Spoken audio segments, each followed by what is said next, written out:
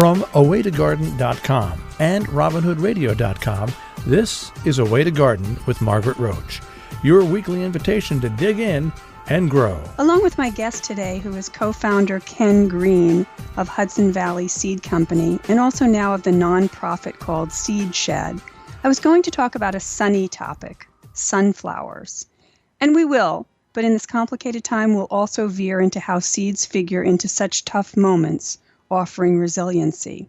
So more in a moment, but first these messages. Programming and underwriting support from Brushwood Nursery. For more than 20 years, Brushwood Nursery has shipped the finest selection of clematis and other vines all over the United States, with full gallon-sized plant and free shipping. Their website is full of beautiful pictures and information on growing clematis. BrushwoodNursery.com. Programming and underwriting support from Garden Tool Company. Garden Tool Company's wide selection of heirloom quality tools for your gardening passion is backed by outstanding customer service, fast shipping, and ongoing support. GardenToolCompany.com. On the homepage this late March 2020 at HudsonValleySeed.com and other seed sellers, you'll probably see a notice like this. Please be aware that because we are currently experiencing an increased demand for seeds, you may see a slight delay in receiving your orders. My guest today, Ken Greene, is a founder of Hudson Valley Seed and my across the Hudson River neighbor, and he's on the line remotely from his home to mine, cell phone to Skype, to talk about the power of seeds and also the literal bright spot that sunflowers can provide. Hi, Ken. Hey, Margaret. You're over there? Yeah. How are you doing self-isolating up where you are? Yeah. We're coping. We're learning how to cope. So it's not just me that ordered more seeds the last week or two, right? Is it? No, it's not. And we're really grateful because, some of our in-person events like the Boston Flower Show got canceled right in the middle. And we really depend on that income. And also we love, interacting with all of our customers there. So we were a little worried when we were coming home early from that. And we came home to find a real increase in online seed orders like we haven't seen for years. So is it all edibles that people are ordering? I mean, is this sort of a victory garden emotion at work, do you think? It's still all over the place. It's really interesting. We have expanded our flower offerings a lot over the years. Yeah. So I would say primarily our customers are still vegetable growers. Mm-hmm. But I think like you were saying, it's not even just that we're seeing more customers, but people are ordering a little bit more than they normally would, which gives me the sense that people are thinking about expanding their gardens over last year. Right.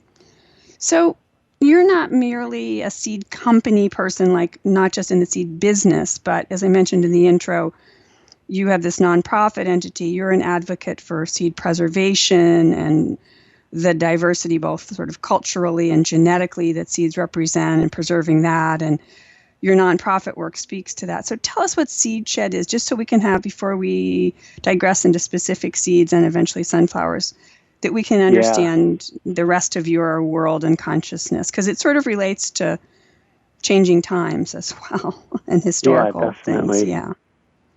I mean, I still think that I like to complicate things as much as possible. At least that's what I'm told. But for me, seeds are connected to everything. And my journey with seeds started with starting a seed library, which was the first seed library in the country and was really more community-focused in terms of how do we steward seeds within our own communities and what are seed sharing systems that we can set up for our communities. That evolved into the Hudson Valley Seed Company, which the idea was, can we create a model of an ethical seed company, one that's focused on a region, that only shares open-pollinated seeds, and that is really focused on thinking about where seeds come from, how seeds are grown, who's growing them, and how we share them.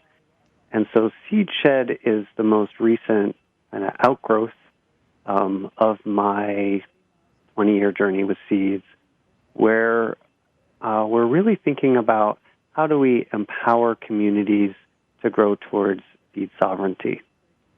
And there's not really like a good fixed definition of seed sovereignty. I think you talk to different people about what seed ethics means or what seed justice means or what seed sovereignty means, and you'll get a lot of different permutations of that. But for us, what we're really thinking about is, in many cases, seeds are very culturally embedded.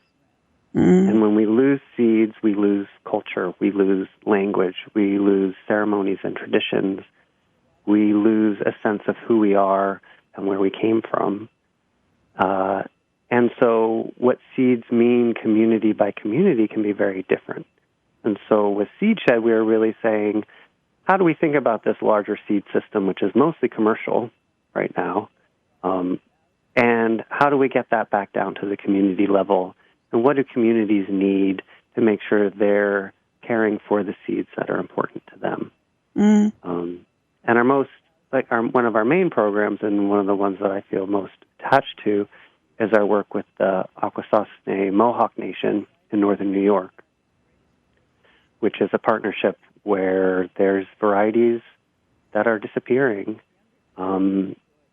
And we work with the Indigenous Seed Keepers Network and our partners in Akwesasne, who are the leadership of the program, to grow seeds that are culturally important for that community back here in the Hudson Valley, which is their ancestral lands that were lost through colonization, and rematriate those seeds back to their home communities for food, for seed, but also to make sure that the culture doesn't disappear.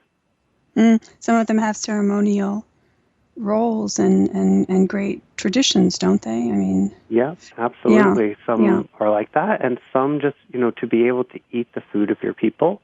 Yeah. And for that to be threatened because of our current food system and the inequalities in our food system. So we're very, we feel really grateful to be able to be part of some of those solutions. And so seed literacy workshops is a big part of what we do. We have the Seed People Portrait Series that we're coming out with, where you get to meet seeds through their people and get to learn about the person and why a certain seed is very close to their heart and why it's important to them. So I'm really loving sort of this continual evolution of my relationship with seeds and understanding what seeds mean in the world. So speaking of seeds that have historical and cultural value and also have value as a food source and other things, the sunflower. So this is a native plant of the Americas, and there's a lot of different species and so forth. And so I just want to share with people that I don't know how many years ago, maybe 2012, I had grown this sort of species sunflower. It's Helianthus is the genus, and then I say argophyllus, ARGOPHYLLUS. I don't know how you really pronounce it. The silverleaf sunflower.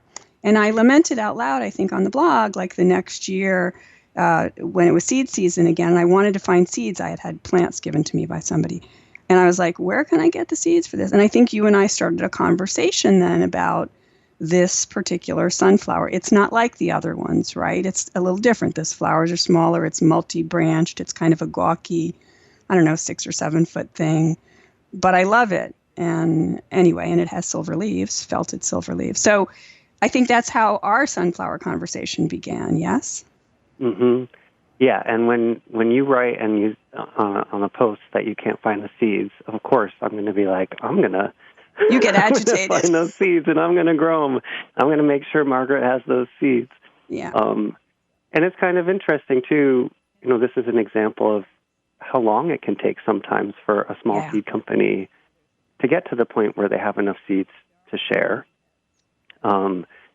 I think a lot of people think you just sort of are like, oh, we're going to start offering the seed, and then suddenly you have it. When we're thinking about diversity and biodiversity, there isn't a wholesale source for the seed. There isn't some big producer growing this, very specific, idiosyncratic sunflower. So we had to figure out how to do it ourselves. Yeah. Which led me to learn so much more about sunflowers, because I think most of the time when we think about sunflowers, people are picturing the Helianthus annuus. Yes, the annual that's sunflowers. then been bred for its bigger, showier, Yep. yeah. Which were native to Mexico and North America. Parts of but Western, then I think, U.S. traveled and Canada, yeah. to Europe and Russia, where they changed some more. And a lot of those big single-headed giant sunflowers that we picture actually, were developed and changed a lot in Russia before they came back to North America. Right. But there's way more native species than there are of the ones that we think of as sort of the garden varieties, the annuus. So yours, the silverleaf that you grew, is one of those. It's actually native to Texas. Yeah, it's endemic there, and I think it's sort of sown around and found little locations in like some of the Carolinas and so forth, but it's basically endemic at this point to Texas. Yep. Yeah. And I don't think it's thought of as anything special there. It's so unique. And, like lamb's ears, that yes, plant, like that's what the leaves are like. That silvery, felted, velvet, silky, fuzzy. Like they're just so cool. And the leaf color kind of changes color as the sun changes throughout the day. You get these kind of grays and these blue grays and these silvers. And then it's just covered in, small sunflowers. So multi-heading. It's just blooming and blooming and blooming and blooming and blooming for a super long season.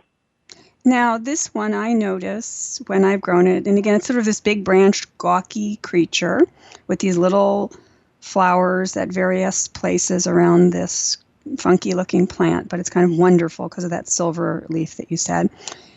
I find that it's an insect favorite, sort of a pollinator, beneficial insect favorite.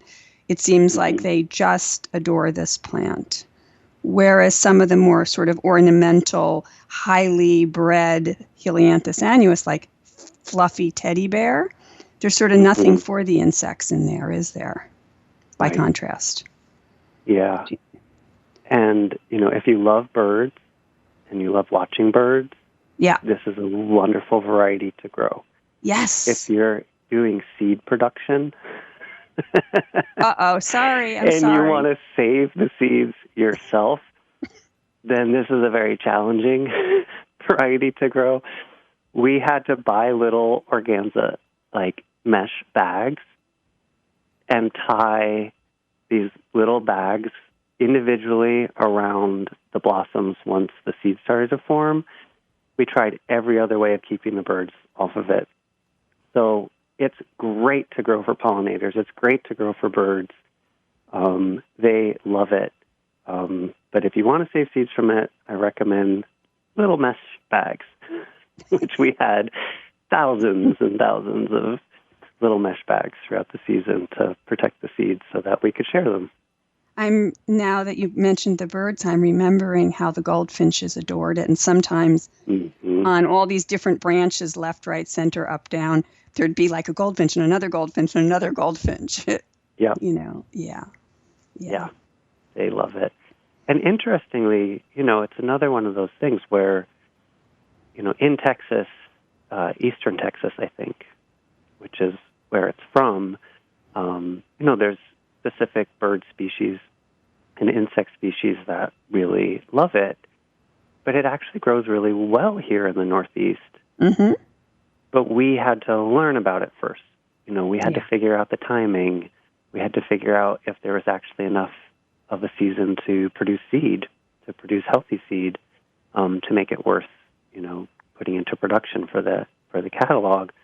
But it's wonderful to see how the species here love it so much as well, and that it can be part of supporting our native ecosystem here, even though it's something that we're planting in our garden that's from Texas. Yeah. So I would be tempted to start this one, even though sunflowers don't like their roots disturbed multiple times. Like you don't want to start it in tiny cells and then pot it onto a 4-inch pot and then put it out in the garden. Multiple disruptions, I don't think generally. But I think this one, I would start it indoors. Is that what you do before you transplant it once to outdoors, or what do you do with this one? Yeah, we started it early, partly to give it a head start in terms of seed production. Mm-hmm. But for any gardener who wants it to start blooming a little bit earlier, because it is on the late side if you direct sow it.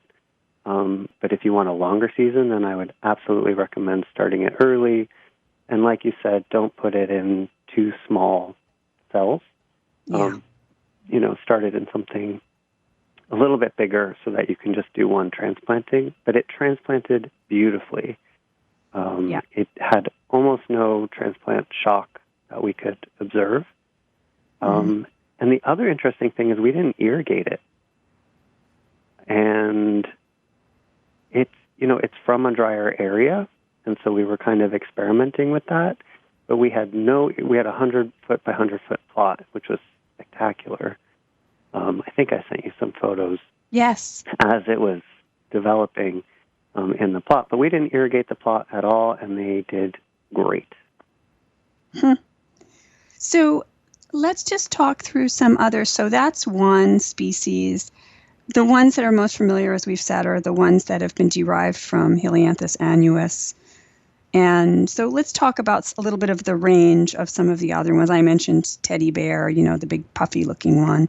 But let's talk about some of the other ones that you, or some of the other features of some of the other ones, because these are pretty special plants. There's so much diversity with the sunflowers.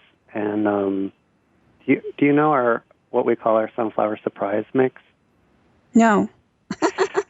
So early on, when I started first growing the annual sunflowers for seed, I would bag them, not only to protect the seeds from the birds, but also because they cross-pollinate. Yes. Sunflowers are amazing. We think of it as one flower because we're looking at that ring of petals around the outside. Yes.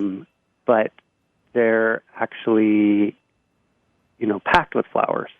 So it has the radial petals, which is part of the florets, but then each seed inside has a little flower on it too. So it's actually this compound conglomerate collection of flowers, which is pretty cool. So the discs in the middle and the rays that are like the petals, right. The disc flowers, the little tight things in the middle, the flat center part. Yeah, those little ones. Yep. Yep, disc flowers. And then disc. Yep. So we bag them so that they don't cross-pollinate because the bees and insects love it. So early on when I didn't know that much about what I was doing, I had bagged them with paper bags to prevent the cross-pollination, and it rained, and the bags, melted, as paper bags will do in the rain. And so then I knew that probably they had cross-pollinated, so I still saved all the seeds, and I mixed them all together. And then I grew them the next year, and I was like, wow, this is even more diversity than I started with. So we call it our sunflower surprise because, surprise, you never know. Maybe some will be maroons, maybe some will be striped, maybe some will be dwarf, maybe some will be single-headed or multi-headed. So it's a fun mix to get introduced to that kind of diversity. But then we offer lots of individual varieties, and one of my favorite is the Velvet Queen. Yes, me too. Which can get very maroon, deep maroon. There's still a range within it. Some are more orange. Some have sort of orange with stripes. But when you get those deep, velvety maroon flower heads from it, they are just gorgeous. And I love the artwork that we commissioned for that piece, which has a lot of symbols in it about actually feminism and women leaders throughout history, but also ties in a lot to the history of sunflowers and and seed saving for sunflowers. So it's a great that's for work the of art packet. to really look at carefully and see all the different elements. So that's for the packet. On the seed packet, you have your art packs that are so beautiful. Right. And so for Velvet Queen, that you were describing the packet. Yeah, the art for the packet. Yeah. Yeah, the silverleaf has armadillos in it. Some people miss them because they're kind of in the shadows of the leaves. But was so excited to have a seed pack that has armadillos on it. So yeah, Velvet Queen has some great art too. And the teddy bear also. Yeah. So in the last 3-4 minutes, I just wanted to ask you about some words that are maybe unfamiliar to people, that are words that have to do with sunflowers, and maybe we'll do a quick exchange. Tell me what heliotropism is. Yeah, I mean, sunflowers are just so cool. They are. But heliotropism, a lot of people believe that the flowers track the sun. It's a common sort of idea. The truth, and that word heliotropism has to do with plants where they track the movement of the sun. The truth of sunflowers is they do that at the bud stage, before they flower, and that's to gain as much heat and energy from the sun as possible. Once they flower, though, they actually wind up facing east, and they pretty much stay facing east. Okay. So then there's this thing, real quick, Fibonacci sequence. What the heck? So that's another fascinating thing about sunflowers. The Fibonacci sequence is a mathematical algorithm, and you can see this algorithm in the way that the seeds are arranged in a sunflower, that kind of inter-spiraling shape that's kind of dizzying to look at. That is the most number of seeds that you can fit in a circle in terms of geometry. So the plant knows how to use that circle the most efficiently to produce the most number of seeds in that shape. And the last one I was just going to throw out is the allelopathic traits. And I know that as a bird feeding person. I only feed sunflower to the birds, and I feed shellless, hearts or whatever, kernels, because the seeds, especially the woody-like seeds, are allelopathic. They exude a chemical that makes all the plants below there not grow. So I get bare spots in my garden, right? Yeah. And so sometimes people are like, oh, I'm going to grow a sunflower and I'm going to plant something at its base so that it can climb up the sunflower. No. And what they find is what they planted at the base kind of suffers. Yeah. And so similarly to black walnut trees, which we know there's very few things that can grow under a black walnut tree, and that's because it is allelopathic. Sunflowers are mildly allelopathic. Yeah. The advantage for gardeners is less weeding. Yeah. It does a lot of the weeding for you. So when you grow a patch of sunflowers, there's going to be less work for you in that patch than with other things. Well, Ken, we started out talking, I did sort of a little bit of a bleak introduction maybe to this, but I have to say, just talking to you for a few minutes here about seeds and sunflowers in particular, I feel a little better, and I guess that's your message, right? We can look at this increase in seed buying as, that people are worried or that people are freaking out or whatever, but part of it also is that seeds are hopeful. Yes. And they embody this sense of potential, this idea that things keep changing, that we can transform our experiences in the world through gardening, through the joy of watching seeds grow, and also this amazing possibility to feed ourselves, care for ourselves, feed our community, and care for our community. Yeah. All of that is in that little tiny package of the seeds. So I like to think that this uptick in seed purchasing is also because people have hope and they want to feel hopeful and they want to share and take care of themselves and their family and their friends and their community through growing. Well, I vote for that. Thank you. Thank you for making the time. I'll talk to you again soon, okay? Yeah, thanks. Always good to talk to you, Margaret. Okay. Programming and underwriting support from Garden Tool Company. Garden Tool Company's wide selection of heirloom quality tools for your gardening passion is backed by outstanding customer service, fast shipping, and ongoing support.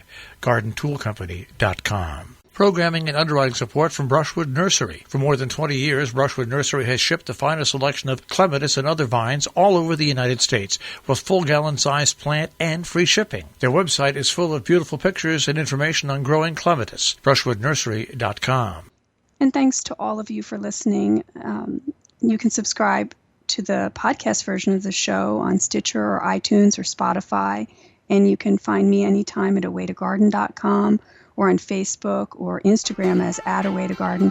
And happy gardening meantime. A Way to Garden with Margaret Roach is a joint production of awaytogarden.com and the smallest NPR station in the nation, Robin Hood Radio.